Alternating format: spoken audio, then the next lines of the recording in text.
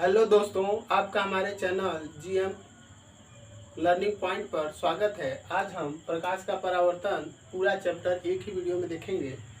थोड़ी वीडियो लंबा होगा, लेकिन आप पूरा वीडियो देखिएगा, स्किप मत करिएगा। इसमें जो भी परावर्तन संबंधित सारी चीज़ों को इसमें समझाया जाएगा अच्छे से। आइए समझते हैं प्रकाश का परावर्तन। मान लीजिए कोई एक चिकना सतह है M1 M2, जिसे हम लोग परावर्तक तल कहते हैं। इस तल की तरफ एक प्रकाश किरण इस प्रकार से आ रही है और टकरा करके पुनः उसी माध्यम में जिस माध्यम से आती है उसी माध्यम में वापस लौट जाती है। मान लेते हैं ये जो माध्यम है ये वायु है और इस पर एक लंब डाला गया है जिसको हम लोग बोलते हैं अभिलंब। ठीक है, तो प्रकाश का परावर्तन किसे कहते हैं? जब प्रकाश किसी एक समान पारदर्शी माध्यम से किसी चिकने सतह पर पड़ता है तो टकराकर पुनः उसी समान पारदर्शी माध्यम वापस लौट जाता है। यह घटना प्रकाश का परावर्तन कहलाता है। इसमें एक शब्द आया समान पारदर्शी माध्यम। देखिए, माध्यम दो प्रकार का होता है। प्रकाशीय माध्यम कितने प्रकार का होता है? दो। एक होता है समान पारदर्शी माध्यम, एक होता है विसमान पारदर्शी माध्यम। तो समान पारदर्शी माध्यम का मतलब होता है कि ऐसा पारदर्शी माध्यम जिसमें प्रकाश का वेग सर्वत्र एक समान होता है, ऐसे माध्यम को हम लोग समान पारदर्शी माध्यम कहते हैं। विसमान पारदर्शी माध्यम जिसमें प्रकाश का वेग भिन्न भिन्न होता है, ऐसे माध्यम को हम लोग कहते हैं विसमान पारदर्शी माध्यम। तो इसमें समान पारदर्शी माध्यम यानी जब प्रकाश एक जैसा माध्यम समान पारदर्शी माध्यम चलकर किसी चिकने सतह पर पड़ता है तो टकरा करके जिस माध्यम से आता है पुनः उसी माध्यम में वापस लौट जाता है। इस घटना को प्रकाश का परावर्तन कहते हैं। अब परावर्तन की घटना जिस तल से होता है उस तल को हम लोग परावर्तक तल कहते हैं और परावर्तक तल की तरफ आने वाली किरणों को आपतित किरण कहा जाता है और परावर्तक तल से टकरा करके वापस लौटने वाली किरणों को परावर्तित किरण कहते हैं। और ये जो बिंदु है इसको बोलते हैं आपतन बिंदु। इसको क्या बोलते हैं? आपतन बिंदु। तो परावर्तक तल पर स्थित वह बिंदु जिससे प्रकाश का परावर्तन होता है उस बिंदु को आपतन बिंदु कहते हैं। तो नामकरण इसका कर सकते हैं। मान लीजिए ये जो किरण AO है इस किरण को बोलते हैं आपतित किरण, और जो मान लेते हैं ये O भी एक किरण है इसको हम लोग बोलते हैं परावर्तित किरण, और ये अभिलंब है। ये क्या है? अभिलंब है। तो मान लेते हैं ON जो है वो अभिलंब है और बिंदु O जो है उसे हम बोलते हैं आपतन बिंदु। तो आया होगा समझ में आप लोगों को लगता है। और ये आपतित किरण अभिलंब है, इसके बीच जो कोण बनता है उसको हम लोग बोलते हैं आपतन कोण और इसे I से डिनोटेट करते हैं। दूसरा, ये अभिलंब और ये परावर्तित किरण है, इसके बीच जो कोण बनता है उसको हम लोग बोलते हैं परावर्तन कोण। इसको बोलते हैं आपतन कोण, इसको बोलते हैं परावर्तन कोण। आपतन कोण किसे कहते हैं? आपतित किरण तथा अभिलंब, आपतित किरण तथा अभिलंब के बीच बने कोण को आपतन कोण, अभिलंब तथा परावर्तित किरण के बीच बने कोण को परावर्तन कोण कहते हैं और आपतन बिंदु पर डाले गए लंब को अभिलंब कहते हैं। इसके बाद आता है परावर्तन के नियम। ये प्रकाश का परावर्तन है। दूसरा इसमें टॉपिक आता है परावर्तन के नियम। परावर्तन के नियम, तो परावर्तन के दो नियम होते हैं। पहला नियम, ये जो किरण है इसको बोलते हैं आपतित किरण, आपतित किरण, और इसको बोलते हैं परावर्तित किरण, परावर्तित किरण, और इसको बोलते हैं अभिलंब, अभिलंब। तो पहला जो नियम होता है बहुत आसान है। ये जो आपतित किरण, परावर्तित किरण, अभिलंब तीनों एक तल पर होते हैं, इसे हम परावर्तन का प्रथम नियम कहते हैं। तो परावर्तन प्रथम नियम क्या है? आपतित किरण, परावर्तित किरण तथा अभिलंब तीनों एक तल पर होते हैं, इसे हम परावर्तन का प्रथम नियम कहते हैं। परावर्तन का द्वितीय नियम, ये जो कोण है ये कोण I सदैव कोण R के बराबर होता है, अर्थात आपतन कोण सदैव परावर्तन कोण के बराबर होता है। तो परावर्तन के दो नियम होते हैं, आपतित किरण, परावर्तित किरण तथा आपतन बिंदु डाला गया लंब तीनों एक ही तल में होते हैं। दूसरा, आपतन कोण सदैव परावर्तन कोण के बराबर होता है। इसके बाद आता है जो तीसरा पॉइंट, वही आता है दर्पण। दर्पण, तो दर्पण, ठीक है, दर्पण क्या होता है? जैसे कोई कांच का टुकड़ा है इस प्रकार से, इसके कांच के टुकड़े के एक तल पर हम पॉलिश कर दें इस प्रकार से और दूसरे तल को चमकदार बनाते हैं, उसे हम दर्पण कहते हैं। ये पॉलिश साधारण नहीं होता है, ये नहीं कि हम किसी भी पेंट का पॉलिश कर देंगे तो दर्पण बन जाएगा। अगर हम पॉलिश करते हैं तो हमें दोनों तरफ से पेंट, अगली तरफ से पेंट दिखाई देने लगता है। तो इस पे जो होता है AgBr silver bromide, silver bromide का इसमें पेंट किया रहता है और इसके बाद इस पर आयरन ऑक्साइड का लेप लगाते हैं। तो इस सिल्वर ब्रोमाइड को प्राय चांदी बोल सकते हैं आप।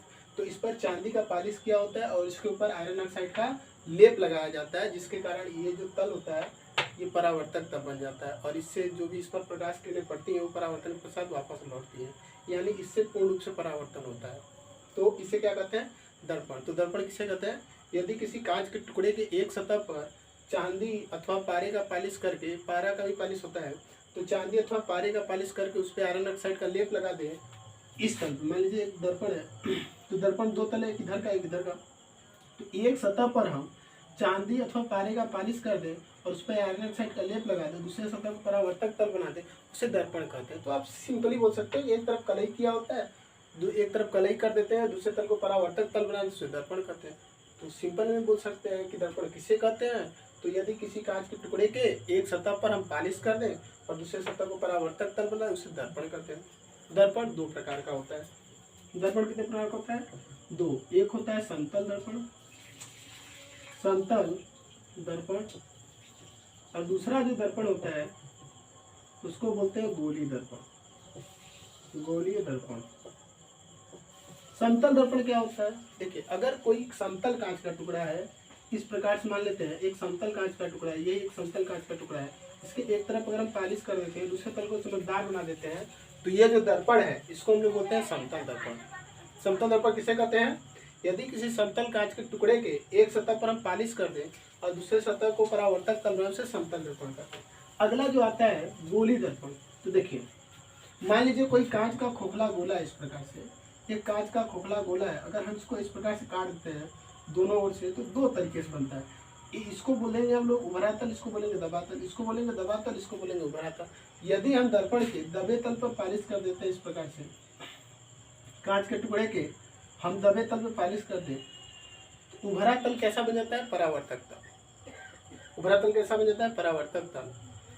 यानी हम अगर हम इसमें उभरा तल दबा तल उभरा तल, अगर हम दबे तल पे पॉलिश करें तो उभरा तल परावर्तक तल बन जाता है। तो ये एक प्रकार क्या हो गया? दर्पण हो गया। और इस दर्पण को हम लोग बोलते हैं उत्तल दर्पण, जो कि एक प्रकार का गोलीय दर्पण होता है। दूसरा, अगर मान लीजिए हम उभरे तल पे पॉलिश कर दें, अगर हम उभरे तल पे पॉलिश कर देते हैं तो प्रकाश का परावर्तन दबे तल से होता है। तो इस दर्पण को हम लोग बोलते हैं अवतल दर्पण। तो उत्तल दर्पण ये है, ये क्या है? उत्तल दर्पण, और ये है अवतल दर्पण। तो गोलीय दर्पण मुख्य रूप से दो प्रकार का होता है, एक होता है उत्तल दर्पण, एक होता है अवतल दर्पण। गोलीय दर्पण किसे कहते हैं? तो देखिए, ये जो ज़्यादातर पूछता है एग्जाम में, 10 की परीक्षा में, बोर्ड परीक्षा में भी पूछता है, तो इसको ध्यान दीजिएगा। गोलीय दर्पण किसे कहते हैं? तो ये किसी न किसी कांच के खोखले गोले कटा हुआ भाग है, तो गोलीय दर्पण किसे कहेंगे? किसी कांच के खोखले गोले का कटा हुआ वह भाग, ये कांच के खोखले गोले कटा हुआ भाग है, तो किसी कांच के खोखले गोले का कटा हुआ वह भाग जिसके एक सतह पर पॉलिश कर दें और दूसरे सतह को परावर्तक तल बना दे, उसे हम दर्पण कहते हैं। कौन सा दर्पण? गोलीय दर्पण। फिर से, यदि किसी कांच के खोखले गोले के कटे हुए भाग के एक सतह पर हम पॉलिश कर दें और दूसरे सतह को परावर्तक तल बना दे, उसे हम गोलीय दर्पण कहते हैं। तो गोलीय दर्पण किसे कहते हैं? यदि किसी कांच के खोखले गोले के कटे हुए एक भाग के एक सतह पर पॉलिश कर दे और दूसरे तल को चमकदार बना दे, यानी परावर्तक तल बनाने से गोलीय दर्पण कहते हैं। गोलीय दर्पण दो प्रकार का होता है, एक होता है उत्तल दर्पण, एक होता है अवतल दर्पण। एक कौन सा दर्पण? उत्तल दर्पण। दूसरा होता है अवतल दर्पण। उत्तल दर्पण किसे कहते हैं? तो वह गोलीय दर्पण जिसके हम दबे तल पर पॉलिश कर देते हैं और उभरे तल को परावर्तक तल बना देते हैं, उसे हम उत्तल दर्पण कहते हैं। अवतल दर्पण वह दर्पण जिसके हम उभरे तल पर पॉलिश कर देते हैं और दबे तल को परावर्तक तल बना देते हैं, उसे हम उत्तल दर्पण कहते हैं। एक बार पुनः पूरा पढ़ लेते हैं। प्रकाश का परावर्तन, जब प्रकाश किसी एक समान पारदर्शी माध्यम चलकर किसी चिकने सतह पर पड़ता है तो टकराकर पुनः उसी माध्यम में वापस लौट जाता है, इस घटना को प्रकाश का परावर्तन कहते हैं। परावर्तन के दो नियम होते हैं। पहला, आपतित किरण, परावर्तित किरण तथा विलंब तीनों एक तल में होते हैं। दूसरा, आपतन कोण सदैव परावर्तन कोण के बराबर होता है। अगला जो हेडिंग है वो है दर्पण। तो दर्पण किसे कहते हैं? तो किसी कांच के टुकड़े के एक तरफ हम कलई कर दें और दूसरे तरफ को परावर्तक तल बना दें, उसे दर्पण कहते हैं। दर्पण दो प्रकार का होता है, एक समतल दर्पण, एक गोलीय दर्पण। समतल दर्पण, तो यदि किसी समतल कांच के टुकड़े के एक सतह पर पालिश कर दें, दूसरे तल को परावर्तक तल बना दें, उसे समतल दर्पण कहते हैं। गोलीय दर्पण, तो किसी कांच के खोखले गोले का कटा हुआ वह भाग जिसके एक सतह पर पालिश कर दें और दूसरे सतह को परावर्तक तल बना दें, उसे गोलीय दर्पण कहते हैं। गोलीय दर्पण दो प्रकार का होता है, एक उत्तल दर्पण, एक अवतल दर्पण। उत्तल दर्पण वह गोलीय दर्पण जिसके दबे तल पर पालिश कर दें और उभरे तल को परावर्तक तल बना दें, उसे उत्तल दर्पण कहते हैं।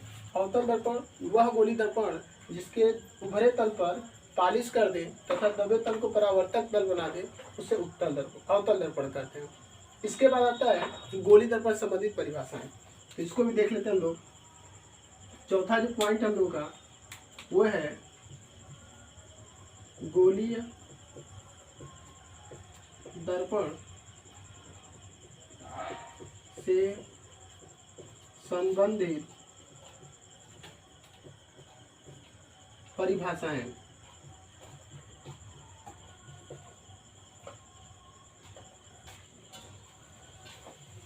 तो गोलीय दर्पण संबंधित परिभाषाओं को समझने के लिए इसमें देखिए टोटल आपको पढ़ना है, जो वो पढ़ना है गोलीय दर्पण संबंधित परिभाषाओं जो पढ़ना है आपको। पहला पढ़ना है ध्रुव,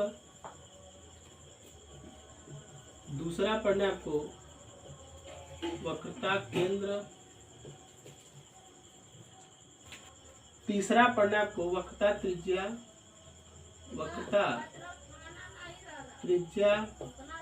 चौथा कहते हैं वक्रता त्रिज्या के बाद आता है मुख्य अक्ष, और पांचवा है आपका फोकस, छठा है फोकस दूरी, सातवां है फोकस तल, आठवां है अभिलंब, और नौवां हेडिंग हो जाता है आपका द्वारक, और 10वां हेडिंग है आपका संयुग्मी फोकस।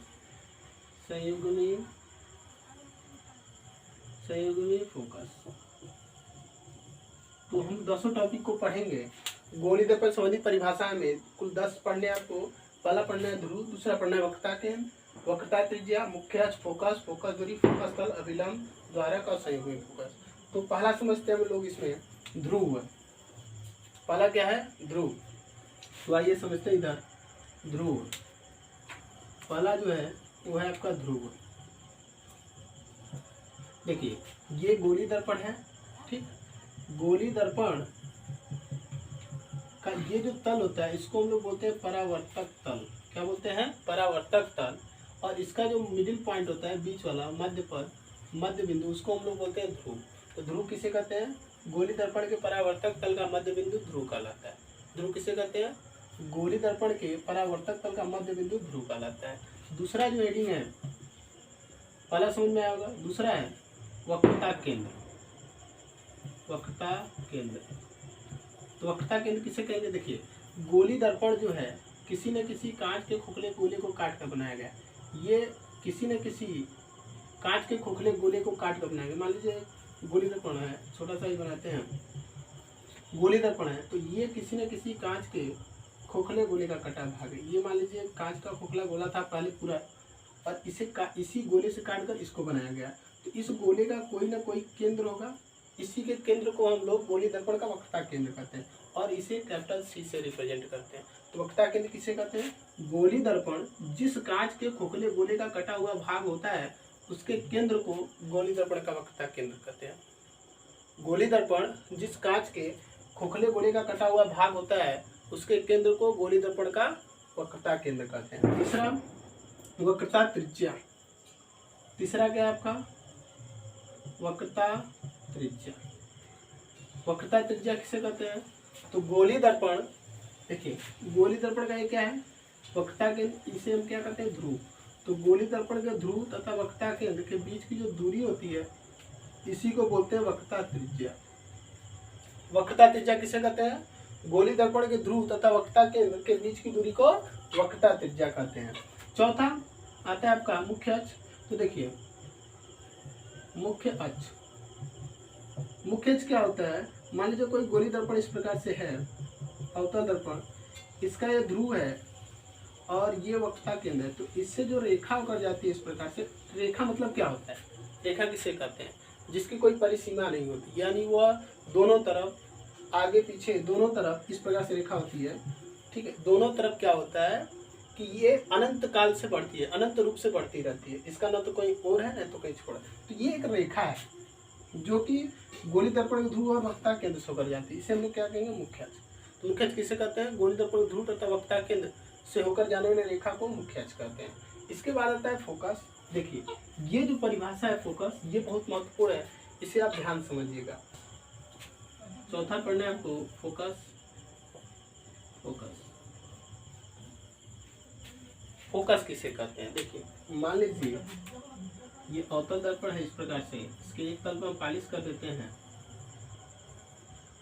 और ये आपका ध्रुव हो गया मुख्य अक्ष, इसको बोलते हैं ध्रुव, इधर है सी। तो इसके समांतर अगर जो भी किरणें आती है इस प्रकार से, वो दर्पण से परावर्तन के पश्चात एक बिंदु से होकर जाती है इस प्रकार से, इसी को बोलते हैं हम लोग फोकस। क्या बोलते हैं? फोकस। इस प्रकार से अगर नीचे से किरण आती है तो ये इस प्रकार से ऊपर जाती है, तो फोकस किसे कहते हैं? फोकस किसे कहते हैं? गोली दर्पण के, गोली दर्पण देखिए ये है, ये अवतल दर्पण का फोकस है। अब इसी प्रकार से अगर उत्तल दर्पण की बात किया जाए तो इस प्रकार से मान लीजिए ये उत्तल दर्पण है और ये इसका मुख्य अक्ष है, ठीक है। अब इस प्रकार से कोई किरण अगर यहाँ पड़ता है तो पड़ने के साथ ऊपर की ओर उठता है, ठीक है। मुख्य अक्ष के समांतर जो भी किरण ऊपर की ओर, तो ये एक बिंदु से होकर जाती हुई प्रतीत होती है, इस बिंदु को हम लोग बोलते हैं फोकस। मान लीजिए इसको पीछे बढ़ाते हैं इस प्रकार से, ठीक है, तो ये फोकस है। तो फोकस किसे कहते हैं? तो फोकस दो प्रकार का होगा, एक अवतल दर्पण का होगा, एक उत्तल दर्पण का। तो अवतल दर्पण का फोकस किसे कहते हैं? तो मुख्य अक्ष के समांतर चलने वाली प्रकाश किरणें अवतल दर्पण से परावर्तन के पश्चात जिस बिंदु पर मिलती हैं उसे हम अवतल दर्पण का फोकस कहते हैं। उत्तल दर्पण का फोकस, तो मुख्य अक्ष के समांतर चलने वाली प्रकाश किरणें उत्तल दर्पण से परावर्तन के पश्चात जिस बिंदु से होकर जाती हुई प्रतीत होती है, जैसे लगता है ये किरण ना इस बिंदु से होकर जा रही है, वास्तव में क्या होता है? प्रकाश किरण यहाँ से आती है, यहाँ पड़ती है, यहाँ से टकराने के बाद वापस लौट, लेकिन ये परावर्तित किरण ऐसा लगता है देखने में कि यह किसी एक बिंदु से होकर आती हुई प्रतीत होती है। जिस बिंदु से आती हुई प्रतीत होती है उसी बिंदु को हम लोग बोलते हैं फोकस, उत्तल दर्पण का फोकस। तो आप अलग अलग फोकस बोल सकते हैं, एक अवतल दर्पण का फोकस, एक उत्तल दर्पण का फोकस। अवतल दर्पण का फोकस, तो मुख्य अक्ष के समांतर चलने वाले प्रकाश किरणें अवतल दर्पण से परावर्तन के पश्चात जिस बिंदु पर मिलती हैं उसे हम अवतल दर्पण का फोकस कहते हैं। उत्तल दर्पण का फोकस, मुख्य अक्ष के समांतर चलने वाली प्रकाश किरणें उत्तल दर्पण से परावर्तन के पश्चात जिस बिंदु से होकर जाती हुई प्रतीत होती है उसे हम उत्तल दर्पण का फोकस कहते हैं। आप चाहें तो इन दोनों परिभाषाओं को एक में सम्मिलित कर सकते हैं। कैसे? आपको पता है ये भी एक प्रकार का गोली दर्पण है, ये भी एक प्रकार का गोली दर्पण है, तो आप दोनों अवतल उत्तल की जगह पे आप एक से बोल सकते हैं गोली दर्पण, तो गोली दर्पण बोल सकते हैं दोनों के स्थान पे। तो फोकस की परिभाषा गोली दर्पण की फोकस क्या होगी? तो मुख्य अक्ष के समांतर चलने वाली प्रकाश किरणें, मुख्य अक्ष के समांतर चलने वाली प्रकाश किरणें गोली दर्पण से परावर्तन के पश्चात जिस बिंदु पर मिलती हैं या मिलती हुई प्रतीत होती हैं उसे हम गोली दर्पण का फोकस करते हैं। फिर से एक बार, गोली दर्पण का फोकस, तो मुख्य अक्ष के समांतर चलने वाली प्रकाश किरणें गोली दर्पण से परावर्तन के पश्चात जिस बिंदु पर मिलती हैं या मिलती हुई प्रतीत होती हैं उसे हम गोली दर्पण का फोकस कहते हैं। उसके बाद आता है फोकस दूरी। क्या आता है? पांचवा हेडिंग फोकस दूरी, तो इसी में लिख देते हैं हम लोग फोकस दूरी। फोकस दूरी, तो फोकस दूरी किसे कहते हैं? देखिए गोली दर्पण के ध्रुव तथा फोकस के बीच की जो दूरी होती है इसे हम फोकस दूरी कहते हैं और इसे स्मॉल एफ से रिप्रेजेंट करते हैं। तो फोकस दूरी किसे कहते हैं? गोली दर्पण के ध्रुव तथा फोकस के बीच की दूरी को फोकस दूरी कहते हैं। इसके बाद आता है फोकस तल। क्या आता है? फोकस तल। तो देखते हैं फोकस तल किसे कहते हैं। देखिए छठा है फोकस तल। फोकस तल, फोकस तल किसे कहेंगे?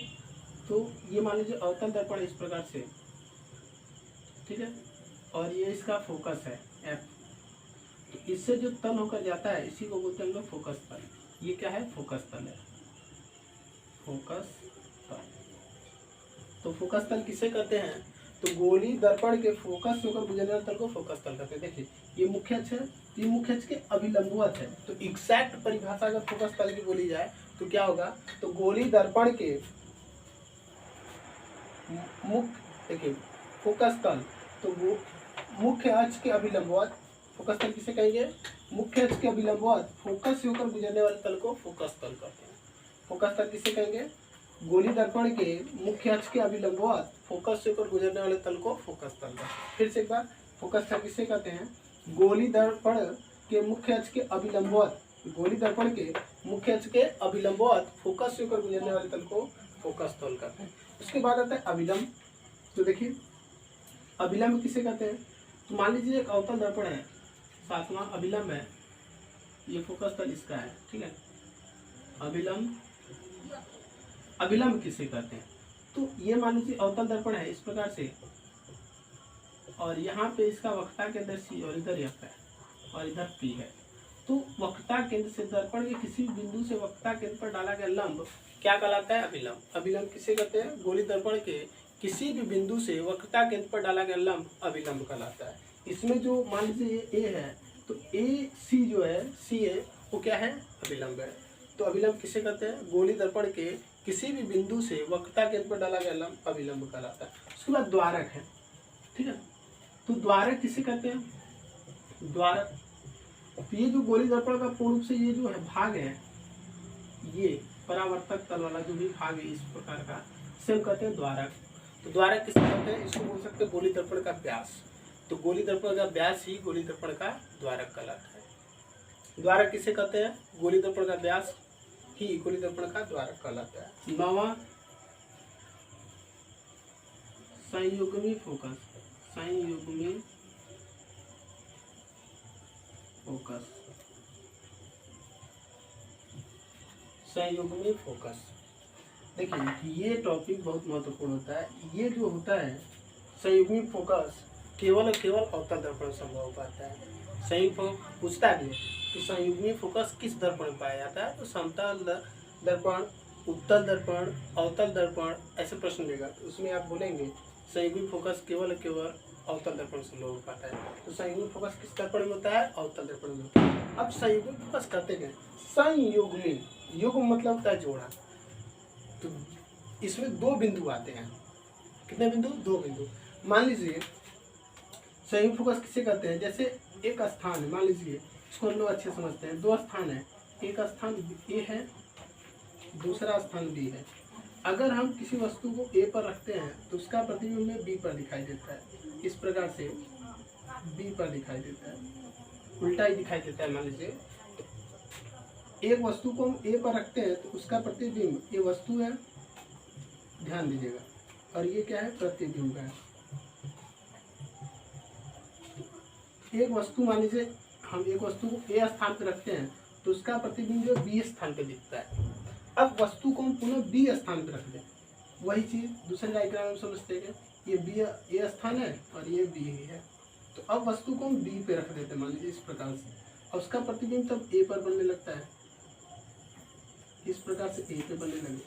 तो ये जो दो बिंदुएं हैं ए और बी, ए और बी जो है इसे हम कहते हैं संयुग्मी फोकस, संयुग्मी फोकस। तो संयुग्मी फोकस किसे कहते हैं? ध्यान समझिएगा एकदम अच्छे से। संयुग्मी फोकस किसे कहते हैं?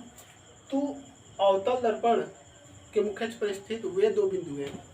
अवतल दर्पण के मुख्य अक्ष पर स्थित, ये मान लीजिए अवतल दर्पण इसके बाद है, यहाँ पे अवतल दर्पण लगा है। तो अवतल दर्पण के मुख्य अक्ष पर स्थित, अवतल दर्पण के मुख्य अक्ष पर स्थित वे दो बिंदुएं हैं जिसके एक बिंदु पर वस्तु को रखने पर उसका प्रतिबिंब दूसरे बिंदु पर बनता है। पुनः वस्तु को दूसरे बिंदु पर रखने से उसका प्रतिबिंब अगर पहले बिंदु पे बनने लगे तो वे दो बिंदुएं एक दूसरे के संयुग्मी फोकस कहलाते हैं। फिर समझते हैं संयुग्मी फोकस किसे कहते हैं। तो गोली दर्पण के मुख्य अक्ष पर स्थित वे दो बिंदुएं हैं जिसके एक बिंदु पर वस्तु को रखने पर उसका प्रतिबिंब दूसरे बिंदु पर बनने लगे और दूसरे बिंदु पर वस्तु को रखने पर उसका प्रतिबिंब पहले बिंदु पर बनने लगे, तो ये दोनों बिंदु क्या कहलाते हैं? एक दूसरे के संयुग्मी फोकस, जिसे हम चित्र के माध्यम से समझ सकते हैं। तो आशा है कि आपको सभी चीज़ें समझ में आई होगी।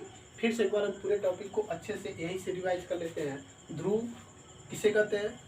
फिर समझिएगा अच्छे से पूरा टॉपिक 10 एक बार फिर से रिवाइज करते हैं। ध्रुव गोली दर्पण के परावर्तक तल का मध्य बिंदु ध्रुव कहलाता है। वक्रता केंद्र गोली दर्पण जिस कांच के खोखले गोले का कटा हुआ भाग होता है उसके केंद्र को गोली दर्पण का वक्रता केंद्र कहते हैं। वक्रता त्रिज्या गोली दर्पण जिस कांच के खोखले गोले कटा हुआ भाग होता है उसकी त्रिज्या को गोली दर्पण का वक्रता त्रिज्या कहते हैं। या एक और परिभाषा दे सकते हैं, गोली दर्पण के ध्रुव तथा वक्रता केंद्र के बीच की दूरी को वक्रता त्रिज्या कहते हैं। मुख्य अक्ष गोली दर्पण ध्रुव तथा वक्रता केंद्र से होकर जाने वाली रेखा को मुख्य अक्ष कहते हैं। फोकस गोली दर्पण के मुख्य अक्ष के समांतर, यानी मुख्य अक्ष के समांतर चलने वाली प्रकाश किरणें गोली दर्पण से परावर्तन के पश्चात जिस बिंदु पर मिलती हैं या मिलती हुई प्रतीत होती हैं उसे हम फोकस कहते हैं। फिर से फोकस किसे कहते हैं? तो मुख्य अक्ष के समांतर चलने वाली प्रकाश किरणें गोली दर्पण से परावर्तन के पश्चात जिस बिंदु पर मिलती हैं या मिलती हुई प्रतीत होती हैं उसे फोकस कहते हैं। फोकस दूरी गोली दर्पण के ध्रुव तथा फोकस के बीच की दूरी को फोकस दूरी कहते हैं। फोकस तल मुख्य अक्ष के अभिलंबवत फोकस से होकर गुजरने वाले तल को फोकस तल कहते हैं। अभिलंब गोली दर्पण के परावर्तक तल, यानी गोली दर्पण के परावर्तक तल से वक्रता केंद्र पर डाला गया लंब क्या कहलाता है? अभिलंब। तो गोली दर्पण के किसी भी बिंदु से वक्रता केंद्र पर डाला गया लंब क्या कहलाता है? अभिलंब।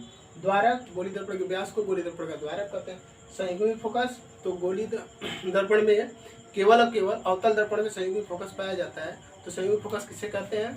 अवतल दर्पण के मुख्य अक्ष पर स्थित वे दो बिंदुएं जिसके एक बिंदु पर वस्तु को रखने पर उसका प्रतिबिंब दूसरे बिंदु पर बने और पुनः दूसरे बिंदु पर वस्तु को रखने से उसका प्रतिबिंब पहले बिंदु पर बनने लगे, तो वे दोनों बिंदुएं एक दूसरे के संयुग्मी फोकस कहलाते हैं। तो आगे पढ़ने के लिए हमें ये सारे डिफिनेशन अच्छे से याद होना चाहिए। अगर ये डिफिनेशन आपको अच्छे से याद है तो आगे आप बहुत अच्छे तरीके से पढ़ पाएंगे। तो समझ में आया होगा आप लोगों को, मुझे आशा है। इसके आगे हम लोग पढ़ते हैं। इसके बाद है गोली दर्पण द्वारा प्रतिबिंबों का बनना। तो आइए समझते हैं गोली दर्पण द्वारा प्रतिबिंबों का बनना। गोली दर्पण में कैसे प्रतिबिंब बनते हैं? तो इसमें हमें अगला हेडिंग है गोलीय दर्पण द्वारा प्रतिबिंबों का बनना। गोली दर्पण द्वारा प्रतिबिंबों का बनना। तो गोली दर्पण दो प्रकार के होता है, समझी गए हो, एक अवतल दर्पण एक उत्तल दर्पण। तो हमें पहले पढ़ना होगा अवतल दर्पण द्वारा प्रतिबिंबों का बनना, दूसरा पढ़ना है उत्तल दर्पण द्वारा प्रतिबिंबों का। लेकिन प्रतिबिंबों को बनने से पहले कुछ चीज़ें जानना अति आवश्यक है जो आपको आना चाहिए। वो क्या है देखते हैं। किरण आरेख खींचना। किरण आरेख कैसे खींचते हैं? मान लीजिए एक अवतल दर्पण इस प्रकार से, ये दर्पण जो है अवतल दर्पण है और ये जो है इसका मुख्य अक्ष है, ठीक है। तो अगर कोई किरण मान लेते हैं इस प्रकार से मुख्य अक्ष के समांतर आ रही है, इस प्रकार से मुख्य अक्ष के समांतर आ रही, तो दर्पण से परावर्तन के पश्चात एक विशेष बिंदु से होकर जाती है, उस बिंदु को हम लोग क्या कहते हैं? तो अगर कोई किरण मुख्य अक्ष के समांतर आती है तो कहाँ से होकर गुजरता है? फोकस से होकर गुजरता है। पहला कंडीशन ये होता है। दूसरा कंडीशन, अगर कोई किरण मान लेते हैं इस प्रकार से है, यदि कोई किरण ये P है, अगर कोई किरण F से होकर जाए इस प्रकार से, मान लीजिए F से होकर जाता है, तो परावर्तन के पश्चात मुख्य अक्ष के समांतर हो जाता है। इस प्रकार से आता है तो इस प्रकार से वापस परावर्तन के मुख्य अक्ष के समांतर हो जाता है। तीसरा जो इसमें है वो समझना है, अगर कोई किरण वक्रता केंद्र से होकर जाती है, मान लीजिए कोई किरण यहाँ C है और C से होकर जाए, तो जो किरण अगर C से डाला जाता है तो परावर्तन के साथ C से ही वापस लौट जाता है। तो आप समझ गए होंगे अवतल दर्पण में तीन प्रकार से किरण खींचते हैं। पहला, अगर कोई किरण मुख्य अक्ष के समांतर आती है तो फोकस से होकर गुजरता है। दूसरा, अगर कोई किरण फोकस से होकर जाता है तो मुख्य अक्ष के समांतर हो जाता है। तीसरा, अगर कोई किरण वक्रता केंद्र से होकर जाती है तो वक्रता केंद्र से ही वापस लौट जाती है। और इसमें चौथा जो होता है वो समझिए उत्तल दर्पण में, इसमें उत्तल दर्पण, मान लीजिए उत्तल दर्पण इस प्रकार से, उत्तल दर्पण में कैसे किरण आगे खींचते हैं? तो अगर कोई किरण मान लीजिए मुख्य अक्ष के समांतर इस प्रकार से आ रही है तो परावर्तन प्रतिशत ऊपर की ओर होती है ऐसे, और ये बिंदु से होकर जाती हुई प्रतीत होती है फोकस से। तो अगर कोई किरण मुख्य अक्ष के समांतर आती है तो फोकस से गुजरती हुई प्रतीत होती है। दूसरा, अगर कोई किरण मान लेते हैं वक्रता केंद्र से होकर आ रही है सी की तरफ आ रही है, मान लेते हैं सी पर ही मिलने वाली थी, तो ये परावर्तन के पश्चात पुनः उसी मार्ग से वापस लौट जाती है। अगर कोई किरण वक्रता केंद्र की तरफ आती हुई प्रतीत होती है तो दर्पण से परावर्तन के पश्चात पुनः उसी मार्ग से वापस लौट जाती है। तो ये 5 प्रकार से समझ सकते हैं दर्पण में किरण आए खींचते हैं। तो इसके बाद आता है प्रतिबिंबों का बनना। इसमें एक शब्द आ गया, देखिए प्रतिबिंब। प्रतिबिंब क्या होता है, प्रतिबिंब किसे कहते हैं? तो आपने देखा होगा कि जब हम चेहरा देखते हैं किसी दर्पण में तो उसमें हमारे रंग रूप आकार का एक दूसरा दिखाई देता है, जिसको हम लोग क्या कहते हैं? प्रतिबिंब। ठीक है, प्रतिबिंब और छाया में अंतर होता है। छाया में क्या होता है, देखेंगे तो उसका रंग रूप आकार आपके जैसा नहीं होगा, वहाँ क्या होता है? अंधेरा होता है। लेकिन प्रतिबिंब में क्या होता है? आपका रंग रूप आकार हूबहू मिलता है। तो छाया प्रतिबिंब में कुछ अंतर होता है। छाया किसे कहते हैं? तो देखिए, प्रकाश का एक विशेष गुण होता है कि प्रकाश सीधी रेखा में चलता है। जब प्रकाश सीधी रेखा में जाती है तो हमारे शरीर से परावर्तित होकर के, यानी परावर्तन पश्चात पीछे नहीं परावर्तित हो जाती है, पीछे नहीं जा पाती है, जिसके कारण वहाँ प्रकाश नहीं पहुँच पाता है और हमारा क्या बन जाता है? प्रतिबिंब बन जाता है, छाया बन जाता है। तो छाया समझ में आया होगा, जहाँ पे प्रकाश नहीं होती है वहाँ पे अंधेरा होता है, इसलिए छाया बनता है। तो जब हम खड़े होते हैं किसी स्थान पे तो जो भी किरणें आती है हमारे शरीर से परावर्तित होकर वापस लौट जाती है, अवशोषित कर लेता है शरीर, तो इसके बाद पीछे जो किरण नहीं पहुंच पाता है, इसके कारण छाया बनता है। लेकिन प्रतिबिंब क्या बनता है? तो हम लोग देखेंगे प्रतिबिंब हर जगह नहीं बनता है। अब कहीं दीवार के सामने खड़े हो तो दीवार प्रतिबिंब बनेगा? नहीं बनेगा। क्यों नहीं बनता है? केवल दर्पण में बनता है, और जल के ऊपर बन सकता है, किसी अन्य चीज़ों पर बनता है। तो वो सतह अगर आप ध्यान से देखेंगे तो चिकना होता है, परावर्तक तल होता है, वहाँ प्रतिबिंब बनता है। प्रतिबिंब किसे कहते हैं? किसी वस्तु से चलने वाला प्रकाश किरण, जब किसी वस्तु से चलने वाला प्रकाश किरण परावर्तन के पश्चात जिस स्थान पर मिलता है वहाँ पे प्रतिबिंब बनते हैं। अब प्रकाश किरण 2 प्रकार से मिलते हैं, एक तो वास्तव में जाके मिलते हैं, एक तो मिलती हुई प्रतीत होती है। तो जहाँ पे प्रकाश किरण वास्तव में मिलती है वहाँ पे वास्तविक प्रतिबिंब बनता है, और जहाँ पे प्रकाश किरण वास्तव में नहीं मिलती है बल्कि मिलती हुई प्रतीत होती है वहाँ पे आभासी प्रतिबिंब बनता है। तो प्रतिबिंब किसे कहते हैं? तो जब किसी वस्तु से चलने वाली प्रकाश किरणें किसी दर्पण या किसी चमकदार सतह से परावर्तित होकर जिस स्थान पर मिलती हैं वहाँ पे प्रतिबिंब बनता है। प्रतिबिंब कितने प्रकार का होता है? 2 प्रकार का, एक होता है वास्तविक प्रतिबिंब, एक होता है आभासी प्रतिबिंब। वास्तविक प्रतिबिंब जब 2 या 2 से अधिक प्रकाश किरणें कहीं पर वास्तव में मिलती हैं तो वहाँ पे वास्तविक प्रतिबिंब बनता है। आभासी प्रतिबिंब जहाँ पर 2 या 2 से अधिक प्रकाश किरणें वास्तव में न मिल करके बल्कि मिलती हुई प्रतीत होती है वहाँ पे आभासी प्रतिबिंब बनता है। तो प्रतिबिंब आप समझ गए होंगे। तो प्रतिबिंब कैसे बनता है? प्रकाश के परावर्तन के कारण। बहुत महत्वपूर्ण चीज़ है। प्रतिबिंब कैसे बनता है? प्रकाश के परावर्तन के कारण। तो आगे हम लोग समझेंगे कि गोली दर्पण में कैसे प्रतिबिंब बनते हैं। अवतल दर्पण द्वारा प्रतिबिंबों का बनना। अवतल दर्पण द्वारा प्रतिबिंबों का बनाना। अवतल दर्पण में कैसे प्रतिबिंब बनते हैं? तो देखिए 6 कंडीशन होते हैं। मान लीजिए कोई अवतल दर्पण इस प्रकार से, एक अवतल दर्पण है इस प्रकार से, इसका मुख्य अक्ष हो गया ये P है, और इधर क्या होता है? F होता है, और इधर क्या होता है? C, और इधर दूरियों में नहीं पता है तो मान लीजिए इधर अनंत है। तो देखिए वस्तु पहले अगर हमें किसी भी दर्पण या किसी भी चीज़ को प्रैक्टिकली अगर समझना होता है, जैसे कोई दर्पण है अगर उसमें हमें प्रतिबिंब देखना है तो हम काफ़ी दूर दर्पण काफ़ी दूर खड़े हो जाते हैं, फिर हम और पास आते हैं, देखते हैं कैसा प्रतिबिंब बनता है, फिर और पास आते हैं, फिर देखते हैं दर्पण कैसा प्रतिबिंब बनता है, फिर और पास आते हैं, फिर देखते हैं दर्पण कैसा प्रतिबिंब बनता है, फिर और पास आते हैं, फिर देखते हैं कैसा प्रतिबिंब बनता है, फिर एकदम नज़दीक आके देखते हैं दर्पण कैसा प्रतिबिंब बनता है। तो इसी प्रकार से हम अवतल दर्पण में भी समझ सकते हैं प्रतिबिंब कैसे बनते हैं। तो पहले मान लीजिए वस्तु काफ़ी दूर है तो उस दूरी को मान लेते हैं अनंत पर रखिए। पहले वस्तु कहाँ रखी है? अनंत पर। अब वस्तु को और पास लाते हैं तो मान लेते हैं वस्तु जो अनंत और वक्रता केंद्र के बीच रखी है। दूसरा कंडीशन अनंत और वक्रता केंद्र के बीच हो गया। तीसरा मान लेते हैं कोई वस्तु वक्रता केंद्र पर रखी है, कहाँ रखिए, वक्रता केंद्र पर रखिए। 3 कंडीशन हो गए। चौथा, और वस्तु को पास लाते हैं, तो मान लीजिए वस्तु जो है वक्रता केंद्र और फोकस के बीच में है।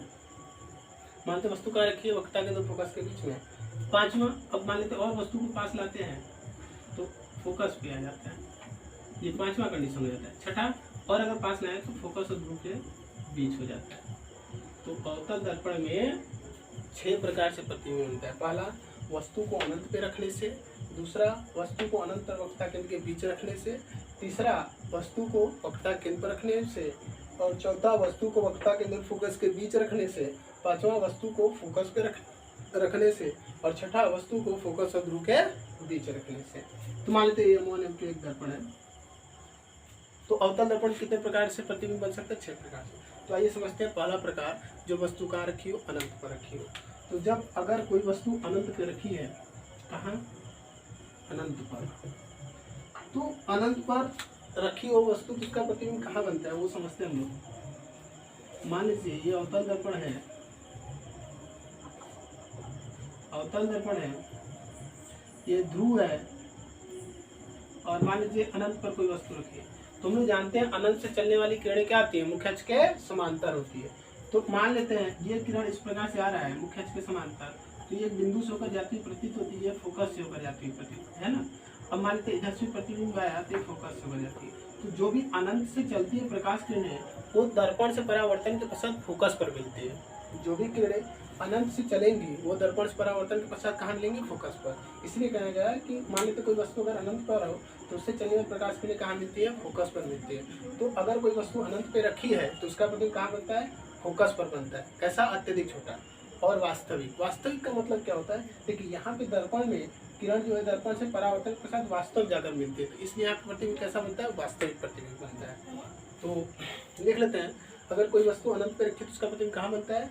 तो अगर कोई वस्तु अनंत पे रखी हो तो उसका प्रतिबिंब फोकस पर अत्यधिक छोटा, उल्टा और वास्तविक बनता है। ठीक है। अगला दूसरा, मान लेते हैं कोई वस्तु और पास होता है तो दूसरा कहाँ रखेंगे हम लोग, अनंत और वक्रता केंद्र के बीच। तो अगर वस्तु अनंत और वक्रता केंद्र के बीच हो, मानते अगर कोई वस्तु अनंत वक्रता केंद्र के बीच रखी है तो उसका प्रतिबिंब कहाँ बनेगा, आइए देखते हैं।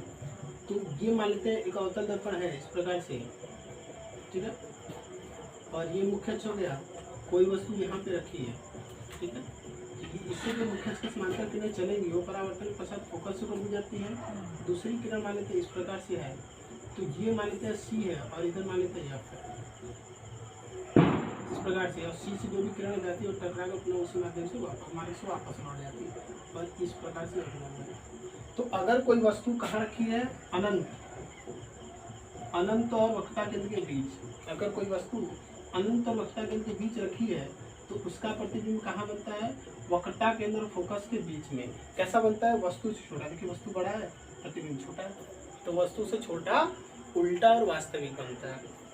सुन में फिर समझते हैं, अगर कोई वस्तु अनंत और वक्रता केंद्र के बीच रखी हो, तो उसका प्रतिबिंब कहाँ बनता है, वक्रता केंद्र और फोकस के बीच में, वस्तु से छोटा, उल्टा और वास्तविक बनता है। तीसरा कंडीशन इसमें आता है, तीसरा, वस्तु कहाँ हो, वक्रता केंद्र पर हो, वक्रता केंद्र पर। अगर कोई वस्तु वक्रता केंद्र पर रखी है तो उसका प्रतिबिंब कहाँ बनता है, आइए देखते हैं। तो ये मान लेते हैं अवतल दर्पण है इस प्रकार से, ये ध्रुव हो गया, और इधर मान लेते हैं एक वक्रता केंद्र है, सी पर रखा है। तो इससे जो भी किरणें चलेगा वो मुख्य अक्ष के समांतर इस प्रकार से चलेंगी। ये कहाँ से होकर जाती है, फोकस से होकर जाती है, इस प्रकार से। फोकस काफ़ी दूर हो गया, आप थोड़ा पास ही खींचेंगे इसको, इस प्रकार से। दूसरा किरण हम लोग फोकस से डालेंगे। अगर कोई किरण इस प्रकार से फोकस होकर जाता है तो परावर्तन के साथ यहाँ पे मिलता है, तो ये प्रतिबिंब यहाँ बनता है, ये हो गया आपका, और ये सी हो गया। देख रहे हैं आप इसमें, अगर कोई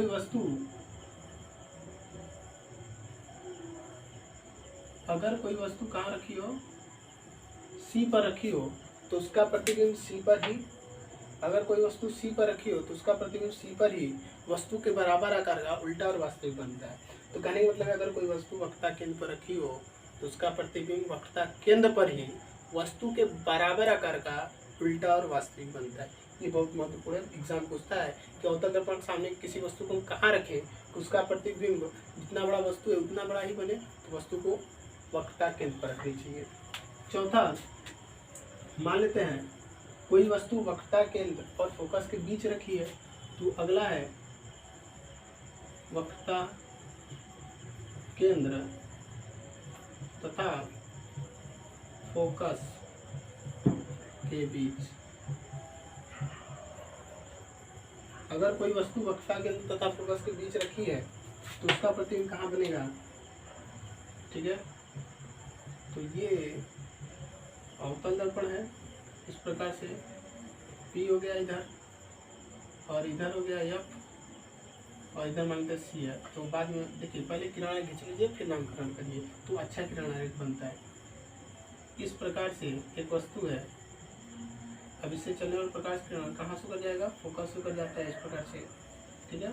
तो दूसरा किरण हम लोग मान लेते हैं वक्ता इस फोकस से होकर गुजारते हैं इस प्रकार से, ये यहाँ मिलता है। तो देखिए ये हो गया आपका यहाँ प्रतिबिंब, ये मान लेते हैं C है और ये मान लेते हैं F है और यहाँ से अनुप्रसार, ठीक है। और ये हो जाता है मुख्य के समान। तो इसमें आप देख रहे हैं कि अगर कोई वस्तु कहाँ रखी हो, वक्रता केंद्र और फोकस के बीच रखी हो, C और F के बीच, देख रहे हैं ये C है, ये C है आपका, ये F है, इसके बीच एक वस्तु रखी है। तो अगर कोई वस्तु C और F के बीच रखा होता है तो उसका प्रतिबिंब जो होता है अनंत और वक्रता केंद्र के बीच में वस्तु से बड़ा उल्टा और वास्तविक बनता है। फिर समझते हैं अगर कोई वस्तु अनंत वक्रता केंद्र फोकस के बीच रखी हो तो उसका प्रतिबिंब वक्रता केंद्र और अनंत के बीच में वस्तु से बड़ा, यहाँ भी वस्तु से बड़ा उल्टा और वास्तविक बनता है। पांचवा कंडीशन हो जाता है इसमें, यही समझते हैं, ठीक है। पांचवा कंडीशन, तो पांचवें कंडीशन को समझने के लिए ध्यान दीजिएगा। मान लीजिए अब वस्तु कहाँ रखी है, इस प्रकार से वस्तु जो रखी है वो होगा फोकस पर। अगर कोई वस्तु F पर रखी है तो देखिए F से जो भी किरणें चलेंगी, मान लीजिए दो प्रकाश बना सकते हैं, एक बिंदुवत के रूप में बना सकते हैं। तो ये मान लीजिए कोई वस्तु रखी है, ठीक है। तो ये मुख्य के समांतर चल रही है प्रकाश किरणें, तो ये कहाँ से होकर जाती है, फोकस से होकर जाती है इस प्रकार से। दूसरी दर्पण थोड़ा और बढ़ा कर लीजिए, ठीक है। मान लीजिए दूसरी किरण इस प्रकार से आती है और इस चीज से होकर जाती है, तो कहीं नहीं मिलती है, तो मान लेते हैं अनंत पर मिलती है। कहाँ मिलती है, अनंत पर। तो यदि कोई वस्तु, दूसरे तरीके से आप इसको अच्छे तरीके से समझ सकते हैं, या एक चित्र और बन सकता है इसमें, तो क्या बन सकता है, देखिए हम समझा रहे हैं। आप एक तरीके से समझ सकते हैं कि अगर कोई वस्तु फोकस पर पड़ती है, ठीक है, फोकस से होकर अगर कोई किरण आती है दर्पण पर तो परावर्तन की फसल मुख्य अक्ष के समांतर हो जाती है। अभी आपने किरण आरेख में पढ़ा होगा कि मान लीजिए इस प्रकार से, मान लीजिए यहाँ पे कोई अवतल दर्पण है, ठीक है, ये मुख्य अक्ष है, इसके समांतर अगर कोई किरण आता है तो फोकस से होकर जाता है ना जी, फोकस से होकर जाता है, इस प्रकार से फोकस से होकर जाता है। लेकिन अगर कोई किरण फोकस पर से डाली जाती है, मान लीजिए ये फोकस पर डाली जाए किरण F है, ठीक है, इससे किरण अगर डाली जाए तो मुख्य अक्ष के समांतर हो जाए। तो जो मुख्य अक्ष के समांतर हो गई वो किरणें तो कहीं मिलेंगे ही नहीं, तो मान लेते हो कहाँ मिलती है, अनंत पर मिलती है। तो इस कारण से अगर कोई वस्तु फोकस पर रखी होती है तो उसका प्रतिबिंब कहाँ बनता है, अनंत पर। तो इसको हम दो प्रकार समझ सकते हैं, एक इस प्रकार से, मान लीजिए कोई वस्तु बिंदुवत है और फोकस पर रखा है, तो फोकस से चलने वाली प्रकाश किरणें मुख्य अक्ष के समांतर हो जाती है इस प्रकार से, और इस प्रकार से ये हो गई, तो कहाँ मिलती है, अनंत पर। तो अगर कोई वस्तु कहाँ रखी हो, फोकस पर रखी हो, कहाँ रखी हो, फोकस पर, तो उसका प्रतिबिंब कहाँ बनता है, अनंत पर, वस्तु से बहुत बड़ा, सबसे बड़ा प्रतिबिंब वस्तु से बहुत बड़ा उल्टा और वास्तविक बनता है। तो यदि अब पूछेगा कि अगर कोई सी वस्तु को हम फोकस पे रखते हैं तो उसका प्रतिबिंब कहाँ बनता है, तो अनंत पर, वस्तु से बहुत बड़ा उल्टा और वास्तविक बनता है। इसमें जो छठा कंडीशन है वो बहुत महत्वपूर्ण है, उसको देखिएगा। छठा क्या होता है, जो वस्तु कहाँ हो, F और P के बीच, यानी फोकस और ध्रुव के बीच, अगर कोई वस्तु फोकस और ध्रुव के बीच रखी हो तो उसका प्रतिबिंब कहाँ बनता है? देखिएगा, इस प्रकार से मान लीजिए एक अवतल दर्पण है, अब वस्तु जो है यहाँ पे रखी है, ठीक है, तो ये कहाँ से होकर जाता है? फोकस होकर जाता है। दूसरा किरण मान लीजिए वक्रता केंद्र से डाली जाती है इस प्रकार से, तो ये इन दोनों को हम पीछे बढ़ाते हैं तो इस प्रकार ये पीछे मिलता है, ये एफ हो गया और ये आपका सी हो गया। तो अगर कोई किरण जो होता है, यदि कोई वस्तु अवतल दर्पण के सामने फोकस और ध्रुव के बीच रखी हो तो उसका प्रतिबिंब दर्पण के पीछे, उसका प्रतिबिंब कहाँ? दर्पण के पीछे वस्तु से बड़ा, सीधा और आभासी बनता है। सीधा का मतलब है अगर मुख्य के ऊपर बनता है तो सीधा, मुख्य के नीचे बनता है तो उल्टा। तो यहाँ पे आभासी बनता है किंतु वह वस्तु क्या होती है? सीधी होती है। तो पूछ सकता है कि बताइए अवतल दर्पण में वस्तु को कहाँ रखते हैं कि उसका सीधा प्रतिबिंब बनता है? तो फोकस और ध्रुव के बीच में। अगला पूछेगा कि अवतल दर्पण में किसी वस्तु को कहाँ रखते हैं कि उसका आभासी प्रतिबिंब बनता है? तो अवतल दर्पण में केवल और केवल एक कंडीशन में आभासी प्रतिबिंब बनता है, जब वस्तु फोकस और ध्रुव के बीच रखी होती है।